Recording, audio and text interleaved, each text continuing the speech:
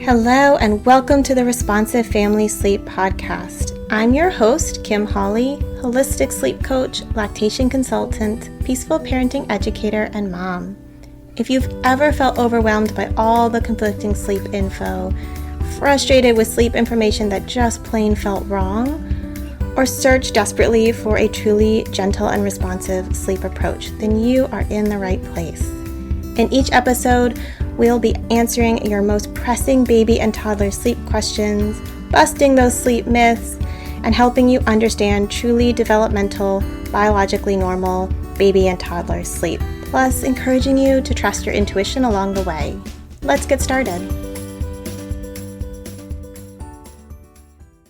Hello and welcome back to this week's episode. I'm really excited for this topic because it is near and dear to my heart as a parent and as a professional.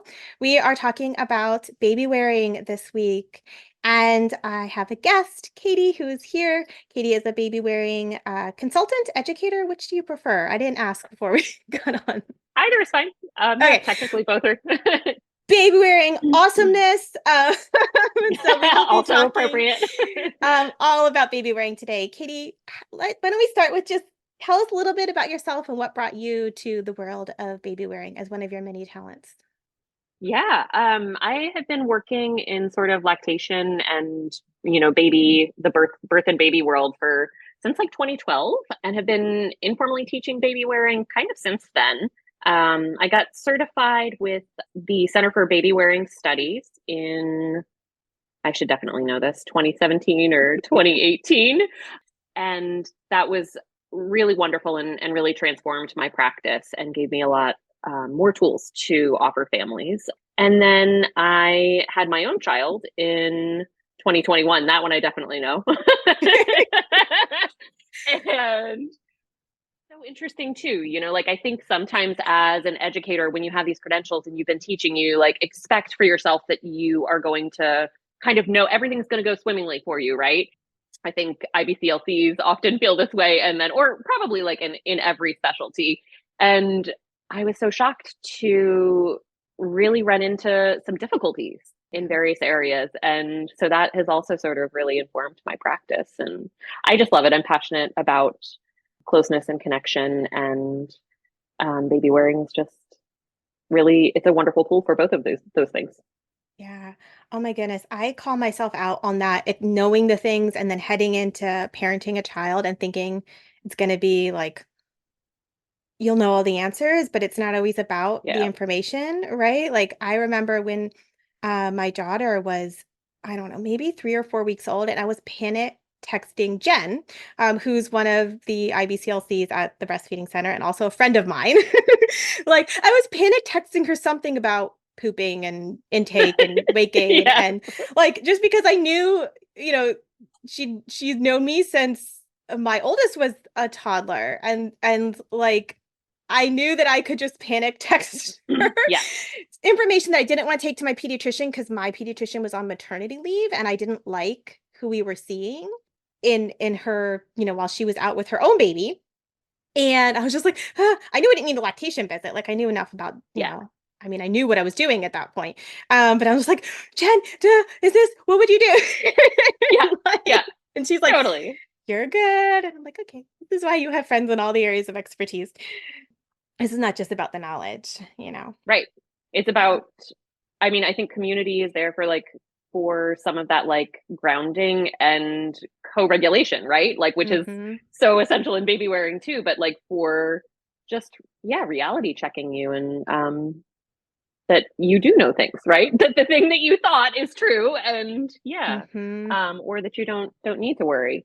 I think what I was most shocked with my own child, and I think sometimes also when you have and when there's a differential in your expectations and your experience, that is where maybe trauma isn't the right word. It can be trauma, but where hard feelings come up when you have high expectations and then the experience is really difficult. That can be just really, really hard. And so I think that was at least part of my experience. I was like, this is going to go so well. And it's it's really challenging when you have a dysregulated child and you're trying to keep yourself regulated. And when you're also executing a skill, even a skill that you think you know, while trying to keep yourself grounded and soothe your child and, do all the things. It's so true. That is Yeah. so true.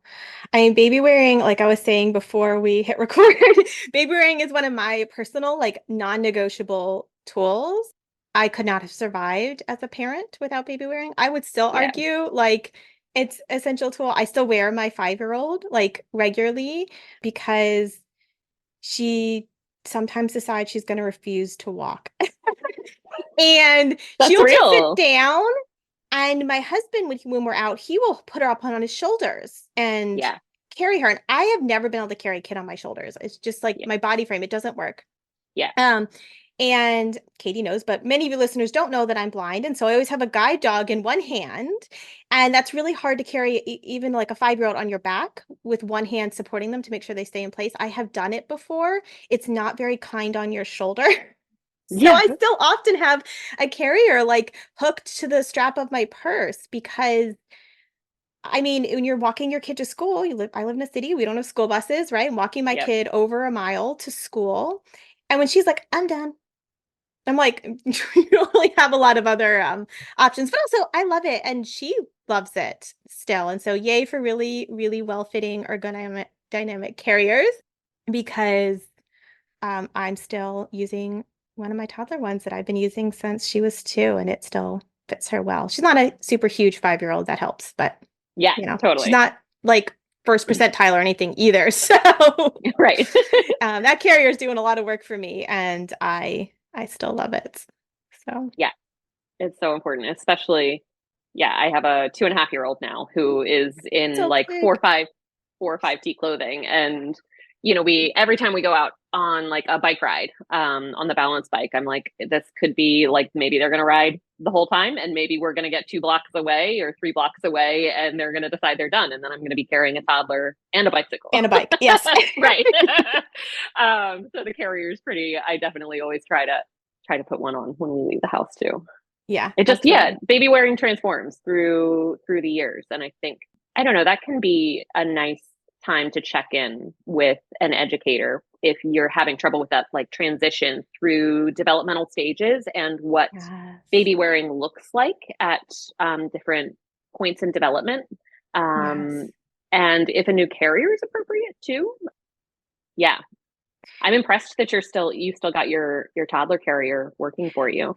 It's a Kinder Pack. I have no problem Oh, name nice. dropping Yeah. because I love them Okay. and Yeah. they have pretty longevity. I mean, it's not even the big kid preschool/big kid carrier that they have. It's the toddler one. Yeah. And it has quite a bit of longevity in it. Yeah. Um, Not all toddler carriers go up to the same size panel, same size, this, that, and the other thing. But that one's lasted really. I wore my son until he was 4 regularly in a Kinder Pack toddler. Yeah. So I knew it could be done. And Yeah. every once in a while I'm like, should I get a bigger carrier? It's probably not really worth the money because this one is still working. Would it be slightly more comfortable? I don't know. They're expensive. I have too many carriers I still haven't like donated or gotten rid of that I'm never going to use again. But Yeah, that's real too. yes. But I love that you highlighted that because I feel like there's so many points. Nursing's like this, sleep is like this, right? Yeah. That how it looks changes over time and what you need for your newborn and what you need for your older baby and what you need for a toddler can be really different. And one carrier may or may not last you through many of those stages, depending on how you're wearing and how you wear a baby. And so, like, I just remember way back in the day, right? When I was pregnant with my oldest. So this would have been, I don't know, late 2012, early 2013. And I had heard from my best friend's sister-in-law, she'd gotten an ergo and, was talking about like the ergodynamics of of proper hip things, carrier, like the M shape and all that. And I was like, oh, I should go look for that when I go to get one. And I was so lucky I stumbled into this little boutique. I think it might have been in Alexandria. And they had several carriers to try on, which is sometimes a rarity, I feel like. And she was like, Yeah, all for my sure. smaller framed parents really like the carriers where you can cross the straps for front wearing because they Uh-huh. don't feel like the straps are falling off. She's like, I think you'd really like that. Why don't you try on this one? And I did, and I was pregnant, and I was like, I don't know, that sounds reasonable, right? Like, I don't have a huge frame. That sounds pretty good. And then I am like so grateful to that, like, I don't know, random person working in the baby, Yeah. because that was true across all my carriers. I've never been able to wear on the front with the standard straps. I've always had cross-strapped carriers, and they've always fit me better. And it's just as I was Yeah. like, such a stroke of luck and ways that at Yeah. times educators have steered me in the right directions when I've been like, this is terrible. Yeah. Um, I had the same experience with car seats where, so, I mean, not walking into a shop, but where, I mean, I have a, again, city living and I have a very compact car. And mhm. it felt really important to me that I didn't want to get a car seat that I wanted to get oh gosh, what are the names of the car seats that transforms Oh, through all convertible? ages? Convertible. Thank you.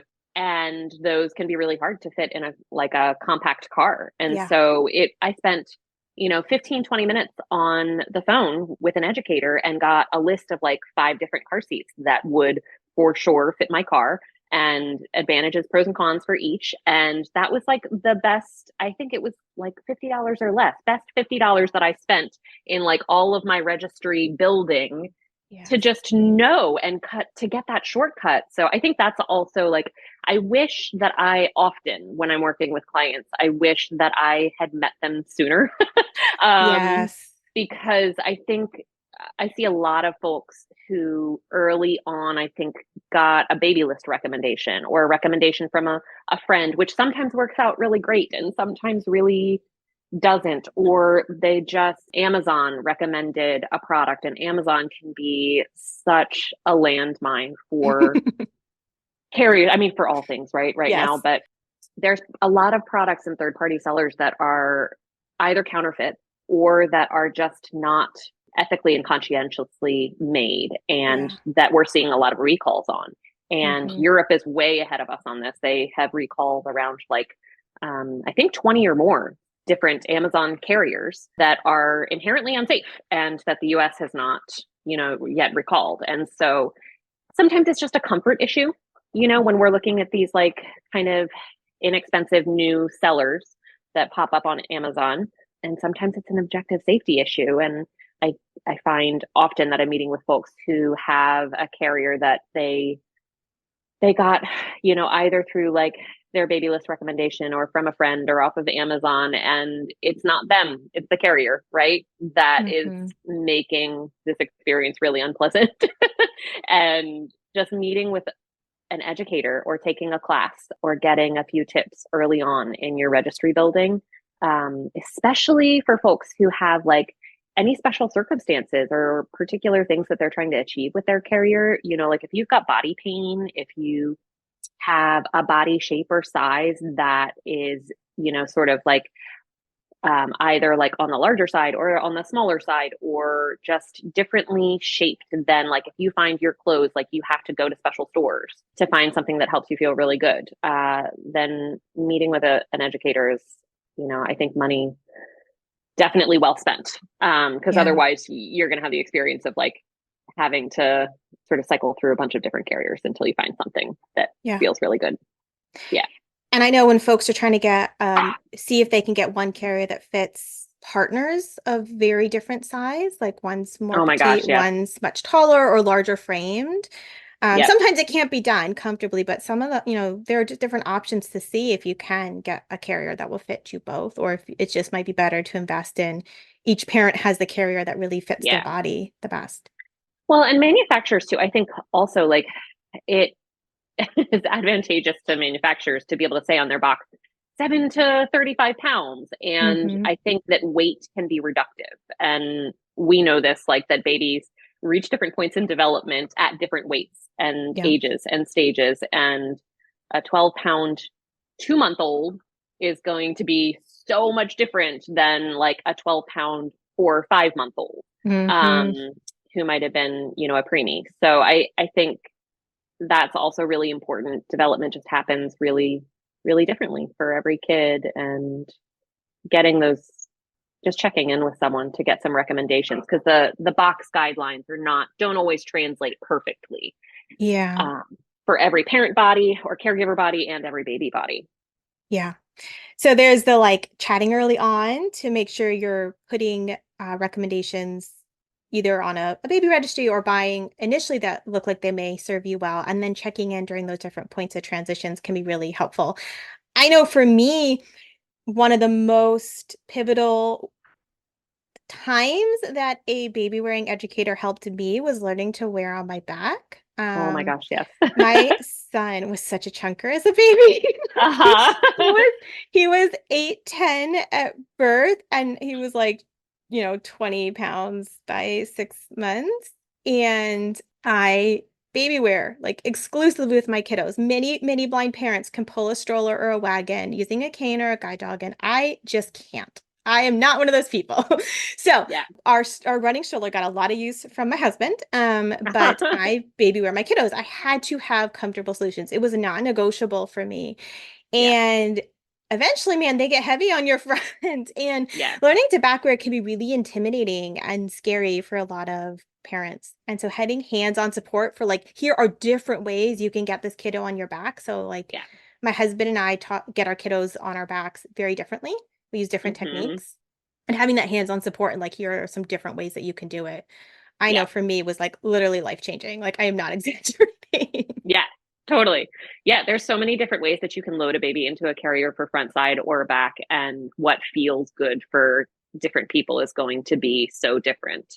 And yeah, that's so real. I keep thinking that I want to do like a back carry boot camp offering, because I think that that would be just so like such a wonderful thing to do. I think it would have to be in person, and one of these days I'm gonna get that off the ground. But yeah, Oh, I that's so love that real. idea. I also had a 95th percentile kid, and that's real too. Like those first 6 months of growth, it escalates so Hmm. quickly, and it can be really hard for it.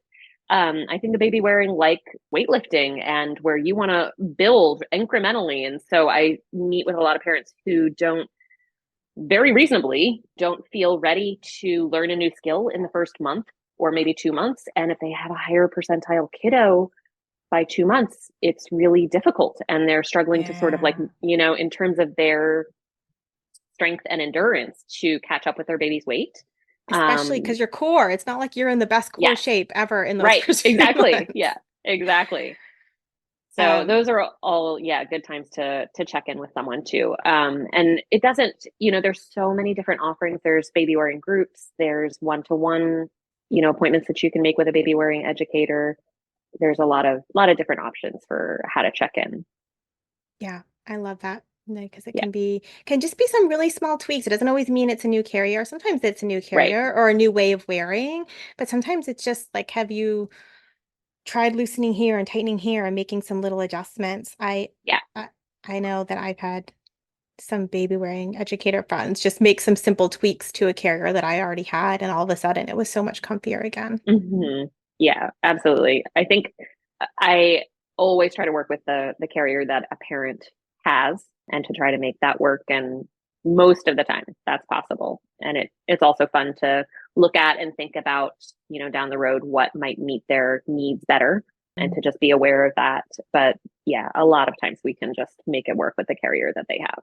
Unless you're looking for an excuse to buy another carrier, in which Right. case, Yes, which is definitely a pitfall for many of us. there's some very pretty carriers out there. Yeah, um, it's true.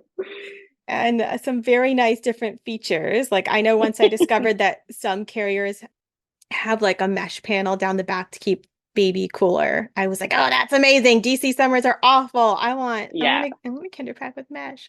And then we got one. Yeah, exactly. So Not me with 70 carriers here, only 5 of which do I maybe sincerely use regularly. oh my goodness. Yes, yes. Yeah. But you can, baby wearing doesn't have to be super expensive though. You can make it into something expensive or have a lot of Yeah. options if you want, but it doesn't have to be, right? I mean, there's good stuff Yeah. at lower price points for folks. exactly. I mean, new, or you can, there's a lot of buy sell trade groups out there, and that can Mm-hmm. be another opportunity to like check in with an educator just to kind of know how to screen different secondhand products and how to know that you're getting something that's going to really meet your needs and be safe.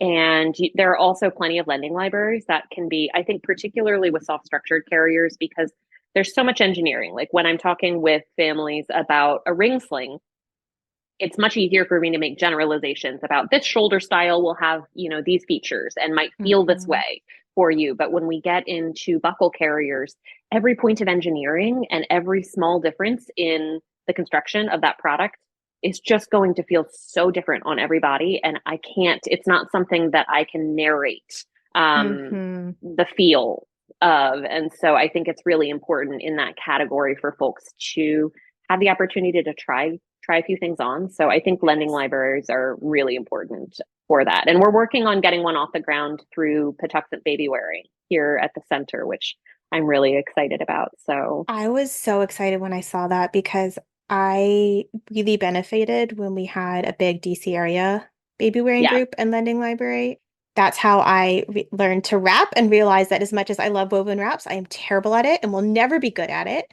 And will just admire people who are. But where I got to try on so many different like soft structured buckle carriers, and where I learned that many of those types of carriers, they're like jeans, right? Like yeah, there are so many really great options, but they're going to fit your body differently. right. And my Like buying favorite shoes. carrier, yeah, You need jeans, to, shoes. right? Yep. Yeah, you want to try it on. You don't want to buy that Yeah, online.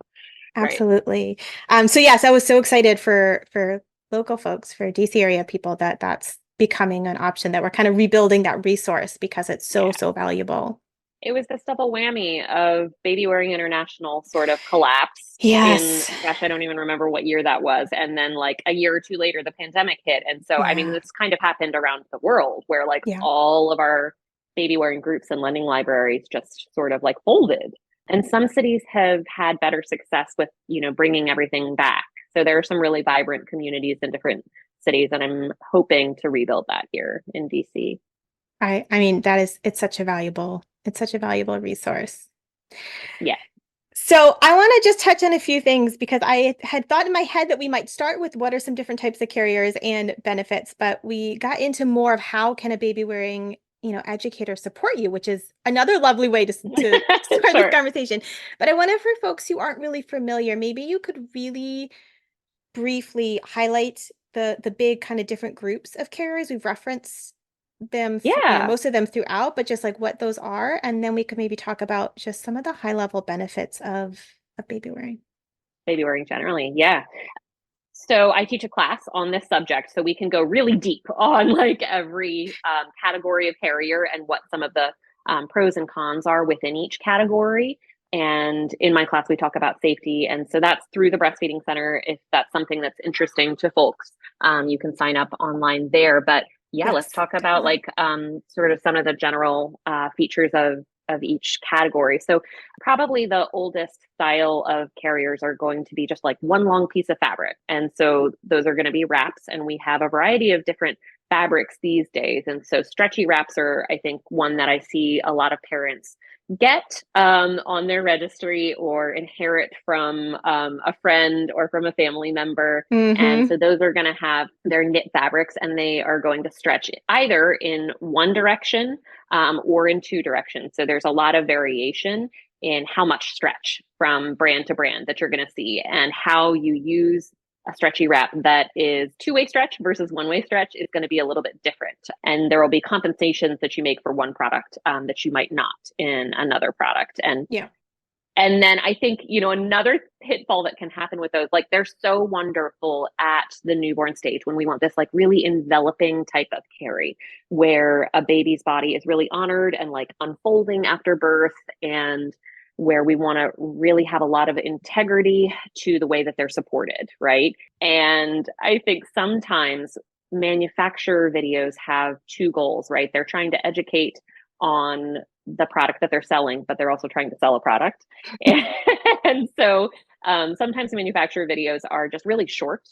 And because they know that they're going to be seen by parents who haven't bought a product yet, right? And so they're trying to make their product look really easy to use. And it may or may not be objectively really easy to use, but I think one of the ways that it gets easier to use is by really explaining each step and every single motion that you're doing as you go along. And not every manufacturer video does that. And so I think that can be a really wonderful opportunity to check in with an educator, or to just find some really reputable sources online for some narrated videos that have a really high degree of explanation that you might not find with your manufacturer videos. So that's, I think, I'm laughing here because I'm just remembering trying to learn how to use a stretchy wrap. Yeah.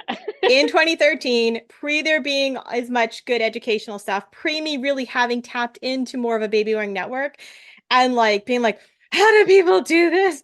Right? So you're like wrapping it around your neck and like, oh man. Yeah, totally. So I love stretchy wraps, and I think sometimes it's a little bit cruel that we foist them upon new parents without the associated guidance of like, hey, this is something you could practice prenatally. That there are sort of two steps to this. There's like the wrapping phase, and then there's the loading baby phase. And if you can just practice the wrapping phase prenatally, just even for like a week or two, do it once a day. It's like when you were in kindergarten and you were learning to tie your shoes. It's not necessarily a skill that you want to be doing while you are in like peak underslept, first 2 weeks of your baby's life, and you're just sort of kind of floating through the world on, coffee and fumes and trying to figure out how to wrap, this wrap. So I think that's another really great opportunity. So I love stretchy wraps, and I think it makes it easier to use them if you get a little bit of help kind of early on with those. And then I think the other disadvantage, or red flag or orange flag, pink flag, is that the box will say 7 to 35 pounds often, or 25 pounds. And I know your eyebrows went up, right? Because anyone who uses stretchy wrap to 35 pounds, like I have very rarely, like have I seen anyone use it. 15 pounds is starting to get heavy in a stretchy. Yeah, absolutely. Yeah, most people tap out on their stretchy at about like half of the maximum advertised weight. And you can certainly use it longer, but you need to have a really honed set of skills on how to tighten and how to spread that fabric and how to keep it comfortable on your body. And that's just not something that a lot of our manufacturer videos really highlight, how to do all of those steps. So there are definitely ways to keep it in play for your body and for your baby above like 15 pounds. But yeah, a lot of people don't use them quite that long. And then we have woven wraps. So like woven wraps are also just like one long piece of fabric. And so like you said, you expected to like be a woven wrap, person, like someone who's going to like really love this, fall in love with it.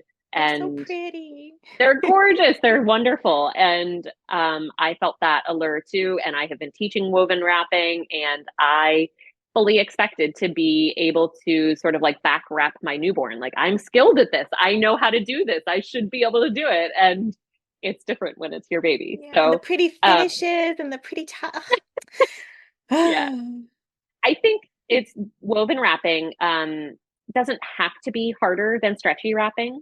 But I think sometimes, especially when you get into baby wearing community and you've seen someone doing all of the fancy finishes and, more difficult or expert level carries, it feels like you need to reach that level immediately. You need to be able to do all of these carriers because your carrier can be this pocket knife carrier. You have to make the effort to do that. And I just don't think you have to, if you love wrapping and all you want to do is a front wrap cross carry and that feels really good for you, then just use your carrier in that way. And I think most woven wrappers, if you really talk to them and ask them how many carries do you truly use like on your day to day, I think most people would admit to probably only using like maybe 3 different styles of carry.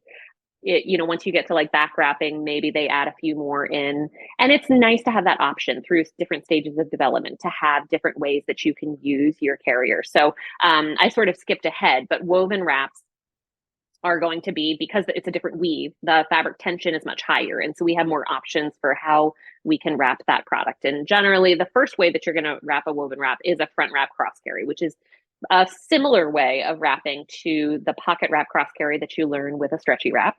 You don't have to upgrade through different styles of carry. So there are hundreds of other ways that you could use your woven wrap, and you don't have to. So Yeah. I think that's a barrier to entry with woven wrapping, is that folks feel like it's an acquired skill, and it is, but I don't think that it has to necessarily be really difficult.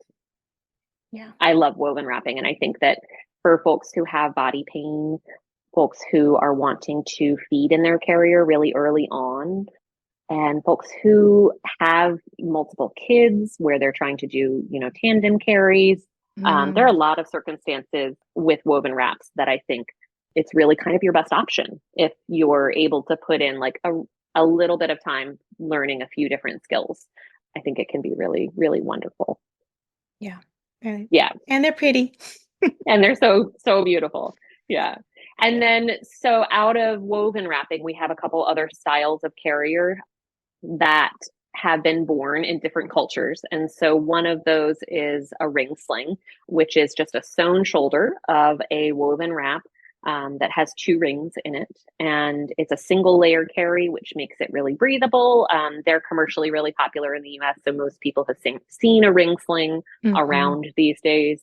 And I love ring slings. It's also a learned skill. And so I find some people pick that up so quickly. And it feels really intuitive for them, and other folks really don't. It takes weeks or months to get it to feel really good. So it's a carrier that you can use from birth, but not everyone feels really confident in using their ring sling early on because it's a single layer carry, because it's a learned skill.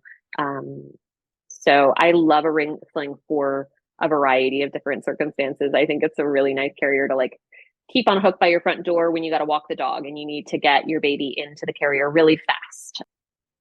And I think it's really portable. So also like a great thing to just keep in the back of your car or in your diaper bag. Or to, I often, even with my toddler, will just toss a ring sling around my shoulder when we're doing those bike rides, because it's lightweight. And in DC summers, I'm not going to be, well, we're all going to be sweating, but it's lighter weight as I'm walking around. So I love ring slings for all of those reasons. And then also for breastfeeding. So I think for breast and body feeding, a ring sling is a really wonderful choice at different ages and stages of development. Did you ever use a ring sling? I did, on and off. I was one of those people, which probably plays into my I'm not a good wrapper. I had more trouble getting it to be even, like the tension to be even, and not having it kind of digging in on me or digging in on kiddo in a particular place. I did there was speaking of lending libraries, there was this one wrap ring sling from the DC area lending library. It was not my color. It was like a bright red, which my husband loved it. It was this beautifully broken in woven wrap material, and it was the easiest thing to tighten. And I never found a carrier that, like a ring sling, that I could tighten as easily and as smoothly. It was such a bummer. Yeah. But I liked them once I figured out the right shoulder style. But I felt like a lot of hip wearing kind of got in my way when I was trying to juggle dog in one hand and kiddo. And so I just found that my body does better with a more symmetrical carrier. Yeah, that's valid. And I think that's a really important thing too, is your fabric choice is going to make that carry feel so different. Like woven wrapping, every different fabric is going to really wrap and thread so differently. And some will be really breathable for the summer and some a little bit less so. So it can be nice to try out a few, or to just get a suggestion again from a baby wearing educator for a ring sling that will be friendlier to learn on. I like them for the beach. Yes. Like for being on vacation, when I'm like, I want something that I can scoop this kiddo up, but like I want something that's easy and light, and like it's gonna be easy to wash, and it's just shovable in, and like I'm not gonna necessarily carry for like an hour. I'm just gonna carry over the hot sand or with all the gear down, and that worked nice. Yeah. I like them often in place of like the hip seat carriers that we see a lot of Yes. these days, and like the goose ket, like the sling style. So those aren't really carriers. So they're not rated as carriers, but carry assist products where your hands and your attention are sort of always involved. Um, but you can achieve the same thing with a ring sling. And I think, in a lot of situations, that's more versatile. It just gives you more options for what you can do with that product than investing in a hip seat or a sling like the Goose Cat. Yeah. Yeah. My go-to carriers, which I'm sure you'll touch on, were always soft structured buckle carriers, Yeah. and then like the mid-eye kind of style Yeah. carrier. I I used that so much when my did daughter you? was a baby, was an Yeah. infant. Yeah. I love a med-eye, and personally, even more than a med-eye, I really like a half buckle style carrier. So I think Yep. you get some of the features of and the ease of an SSC or a buckle carrier. So with a half buckle, we've got a waistband that buckles around your waist and that feels much like an SSC. And some of those waistbands are like soft and floppy if that's a feature you're looking for. Some of them are really like firm and structured if that feels better for your body. And we can have a waterfall waistband that kind of flows over like a waterfall, or we can have an apron style waistband that scoops up more like a med-eye. That's a more traditional style of wear. And then from there, you've got a panel. So we call this category sort of broadly Asian panel style carriers. And there's a variety of different traditional styles there. So we have med-eyes, we have on Bakimos, we have Korean Podagai, and some of these are commercially made in the US and some of them not. So on Behemos and Med-Eyes and Half Buckles are all products that you can find here in the US. A lot of them are manufactured more in Europe because they're all made out of woven carriers. And so the woven wrap companies tend to make these products as well.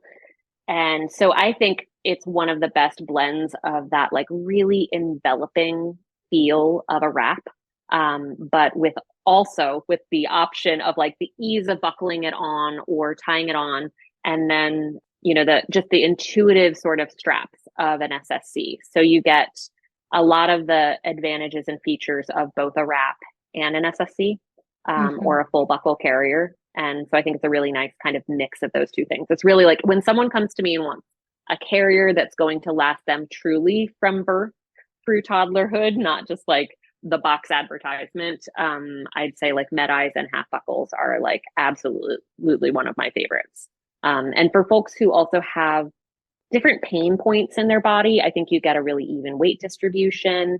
We're maximizing surface area of spread because we've got wrap straps. So we've just got a lot of contact with your body and maximized surface area for weight bearing. And I really like that a lot.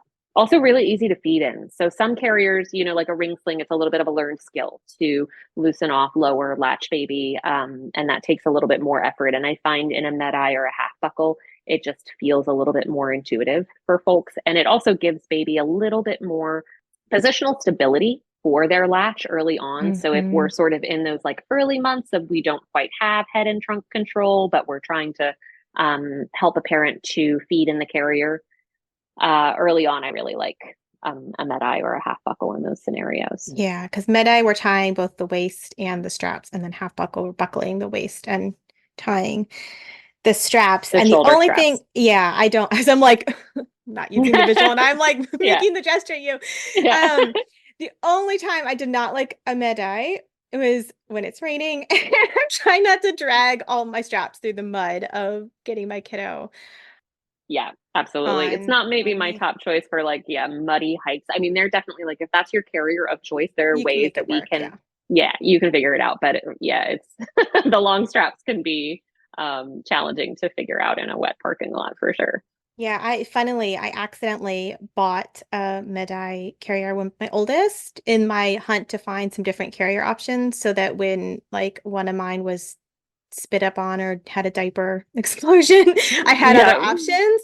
And so I bought one and I ended up really liking it. It was just some random like mid-eye carrier and I used it, like I said, with my daughter. I used it, I thought I was going to use a ring sling when she was more of a newborn and I ended up just using the mid-eye like exclusively until I moved her into a buckle carrier, like an SSC. And then I was like, you know what? This is just what's most comfy. So we're just going to lean into our buckle carriers long Yeah. term with this kiddo, and that's okay, you know? Yeah, absolutely. I think they're also really nice. Like if woven reps are appealing to you, but the learning curve on those feels intimidating, I think a med-eye or a half buckle is a really nice way to get some of the fabric options and all of those like pretty styles of wrap, but with a little bit more of like a friendly learning curve. Yeah. And you can do some of those like fancy tie-offs with and Yes. finishes for a med-eye, which is fun. I borrowed a half buckle from one of my friends when I was pregnant and, just was like playing around and like looking like, look, you can turn it into a carrier without a waist because the hack buckle, you could take the buckle off and just have it be tied Yeah. on both. And you could bring all the straps up and like pull it off of a belly or things like that. It was just so fun to kind of see some of the Hmm. different things that you could do with a carrier, and then kind of swap back to the buckle and have it as a buckled waist if you wanted to, which was really nice. Yeah. Yeah, for Um, sure. Thinking about probably briefly some of the highest levels, like what does baby wearing do, for us and our babies? I think we've touched on a lot of the advantages of it as a parent, but like from baby's perspective, why should we Yeah. promote, like why should we encourage it as a skill in your toolbox? I mean, I think so. One of my favorite educators, Rosie Knowles, who is a UK GP and pediatrician, did a I really don't know her. wonderful. Yeah. Okay. So I'll send you some links that you can put in the show notes from Rosie. She did a talk, I think back in like 2017 or something at a conference on some of the benefits. And I just really love her framing. I think it's really comprehensive, but it's like the 7 C's of the benefits of baby wearing. And I'll see if I can pull it up because I can never, quite remember all of the seven C's. But the first one is like kind of what we were talking about early on, which is convenience for parents, right? Uh-huh. And just getting your hands back. And so I think that's probably the first thing that I hear, especially DC parents needing to get out of baby wearing. And I don't think that's just a benefit for parents. I think, convenience leads to regulation for Yes. caregivers. And if you have a regulated caregiver, that's a benefit for baby as well. Yes. So I think that that's really important for everyone. And then one of the other C's is connection. And so, we talked about that a little bit, but I think sometimes, I don't know if you feel this way. I feel like when we talk about co-regulation in the birth and baby world, that sometimes there's like, or maybe not too much, but there's only emphasis on that in one direction. And I think that's certainly really important. It does usually start with the parent and go in the direction of the baby. That's kind of our primary goal, right? But that it is circular. And so that's Yes. why it's called co-regulation. And so if a parent has the opportunity to kick that off and to start that co-regulation, it comes back to the parent too. Yeah. When you have a calm baby, that helps you maintain that cycle of regulation. It's a domino effect, and it can be a domino effect in both directions. And so when your baby is really dysregulated, that can be a domino effect in a stressful direction, and Hmm. and vice versa. So, but I think so physiologically, when we're talking about co-regulation, I mean we're talking about all body systems, and so we're talking about breathing and heart rate and temperature and all of those, like the neurological benefits of that too. And I'm trying to move away from the wording of benefits. So when we talk about benefits, that's like a value add, right? As opposed to Yes. just the norm, right? This is the norm. Yes. We are a carrying mammal species. This Yes. is should I be our love that. baseline, right? It shouldn't just Yes. be like a cherry on top. And I think often in the US we treat skin to skin as sort of like a cherry on top, or like a Yes. cute aesthetic, or something that fine if it works out, but we don't have to work too hard to support it. I wish at least that it was our baseline. It was where we started, is in our hospital systems and in all areas of the birth and baby world, that keeping babies in close connection with their caregivers was prioritized a little bit more, particularly for preemies and babies who have medical concerns. I Yeah. think regulating all of those body systems so therapeutic. And we have such a huge body of research around skin to skin. It just doesn't make any sense not to prioritize that really, really highly. And I think about that a lot too with our CPSC guidelines. So that 7-pound threshold that I think I see a lot of parents waiting to get to before they're able to baby wear. And that's really unfortunate to me. Like those I little hope, and tiny babies. I know, right? Who need the contact the most. Mm-hmm. They need to be in contact with their caregivers, really ideally 24 hours a day. Mm-hmm. When parents ask me, like, is there a maximum length of time that I can wear my baby? I always say, like, no. I mean, you can baby wear and should maybe baby wear your baby all of your waking hours. Really, they're expecting to be in contact with your body. And if you're wearing your baby all of your waking hours, if that's say 12 hours or a little bit more, even that is still only half of the time that they were in contact with your body when they were in utero. So Yes. Oh my goodness, yes. yeah. And so I think that's another opportunity to work with a caregiver if you have a baby who's under 7 pounds. Technically, then we're doing off-label baby wearing, right? It's not an approved. It's funny to think right? of it that way. Isn't it silly? Yeah. Like the most ancient human cross-cultural global practice, and we're right? off-label baby wearing. Yeah, exactly. But that's our world. We think of it in terms of like commercial products, and liability is like our framework of thinking around this, as opposed to those evolutionary norms. So oh my goodness, I think, and because we're disconnected from baby wearing cultures, so like most of us in the US, right, are coming from broken baby wearing traditions. We didn't learn from someone directly in our community. And that's why baby wearing educators exist, is because in cultures where we have unbroken traditions, you've seen everyone around you wearing their babies, and you've learned from birth how to do that. You probably carried a sibling or a cousin growing up, right? So it's not unfamiliar in cultures that have unbroken baby wearing traditions. And the rest of us, as in like most parenting skills, are just learning fresh. We are kind of isolated and siloed in our culture, and we don't have the advantage of learning all of these different parenting skills kind of from birth. So I think that's a really wonderful opportunity to check in with an educator, particularly if you've got, an under 7-pounder or a preemie who would so benefit from, and here I am using this word again, benefit, but who really needs that close contact and connection and co-regulation. And can you do that without a carrier? Absolutely. Like that can happen. And hopefully your NICU is prioritizing that for you, the skin to skin, with or without a carrier. But a carrier, especially once you get home with your premature baby, I think a carrier is a really wonderful way to kind of ease that transition. Yeah, and allow you to move around, right? Yes. Rather than being kind of stuck. Right. With skin to skin being something that you do sitting on the couch, or what have you. Especially if, your co-parent or your support system you've used up all of your paid leave, and now you're getting home with your preemie, and you're at home alone, right? Which is really common. Yeah. Yeah. Yeah.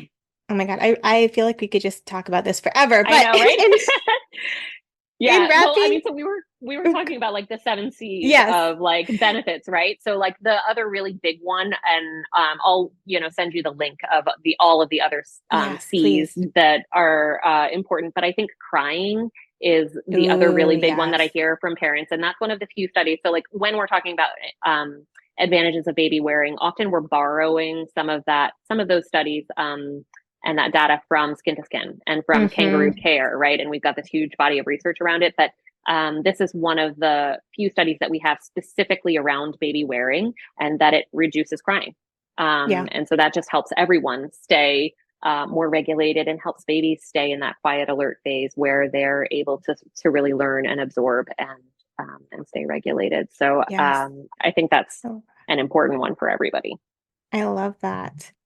Really, really briefly, I wanted to touch on if you have any tips around baby wearing naps, because I think they're such a wonderful tool when we have a contact napping kiddo, allowing you to get out and about. And I don't know, with having worked with so many families from the baby wearing side of things, wonder if you have any tips for making those work for you.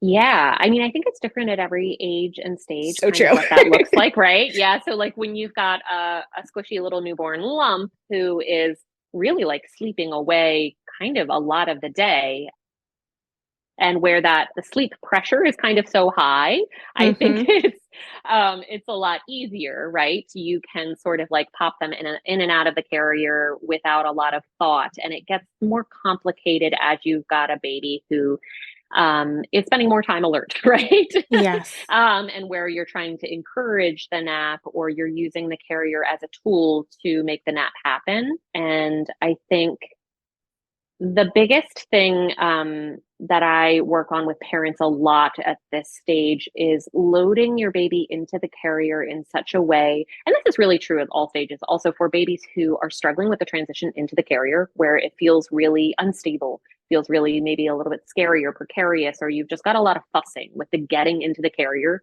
Hmm. stage. Maximizing baby's contact with your body. So bringing them directly to where they're going to end up, and not doing this like starting high, lowering them in the Lion King move where you're dropping your baby kind of into the carrier. So we're just, when we are looking at loading methods, we're looking at just bringing baby directly to where they're going to end up. So there's really minimal movement. They're really, really stable on your body. And then wrapping the carrier around them. Then we've got really high positional stability. They feel really secure, and often they just like zonk out right away Hmm. when that happens. And then I think the other thing that can be challenging too is like choosing a carrier if you're at a stage where you're working on some transfers. So you want to maybe have it, especially if you've got like a higher percentile baby, right? Hmm. Um, where you are comfortable starting on the front, and maybe you need to start on the front because you are breastfeeding and baby wearing to encourage that nap. And we never want to leave a baby in the lowered, loosened position for breastfeeding. We always want to raise and tighten. But in some scenarios, parents maybe need to move their baby from the front to the back for the snap, or maybe they need to loosen the carrier off and they're trying to work on some transfers to a different sleep surface. So Yeah. those are all learned skills, and there are some carriers that will make that a little bit easier than others. So we're just working with someone on that because there's so many different options for how to make that happen. Do I you love have any that. like, yeah, when you think about naps in the carrier, things that you like to prioritize? I mean, I think those are two really great points for troubleshooting, right? How do we get baby in, particularly if they're getting fussy, right? And then how Yes. do we reposition them if the way that they need to fall asleep isn't the way you want them to stay asleep for the whole nap, right? Yes. Whether that's changing how they're being worn or getting them down out of the carrier. I think the other things that I see a lot are just picking a carrier that makes sense for what you're doing, right? If it's Yeah. hot and you're going Yeah. to go out for a walk, pick a really Totally. breathable carrier. And things I get a lot of people concerned about like they've been doing a lot of carrier naps with a front wearing baby and just kind of wrapping their head around like, can I even nap a baby on my back? Like, is that safe? And Uh-huh. how do I do that? And Yeah. that's usually when they have a lot. Like, I actually have quite a bit of knowledge about baby wearing, yeah, over the years and having been really active in it. But that's where I'll be like, you need to talk with someone like you because Yeah. it's easier. Like I can do some basic troubleshooting, and letting people know there are options when I'm working with a family. But Yeah. when they have a lot of concerns or really feeling lost but want to explore it, that's when I'm like, okay, let's bring in a baby wearing educator here because they can spend a whole session really deep diving on Yeah. what that looks like for you. Yeah, transitioning, just not just the position, but how to support baby's head on the back. And different Yes. carriers will offer you different positions. And like you were talking about,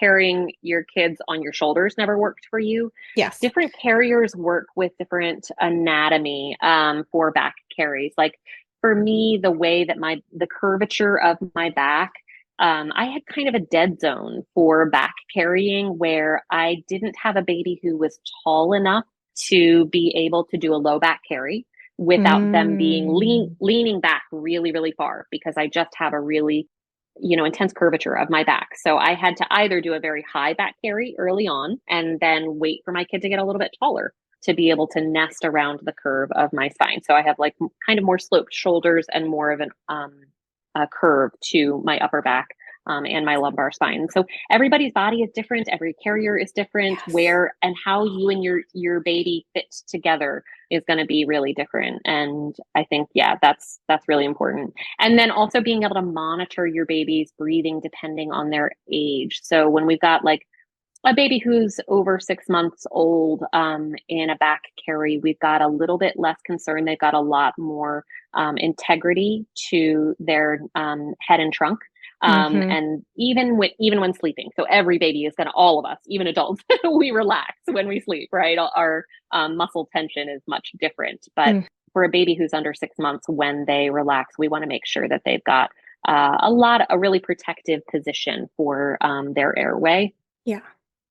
Absolutely. So that's something to think about too when you're back carrying, is just how to find a position that allows you to really monitor them as best you can, and to support their head, because that's I know they're like lull back, like yeah, totally.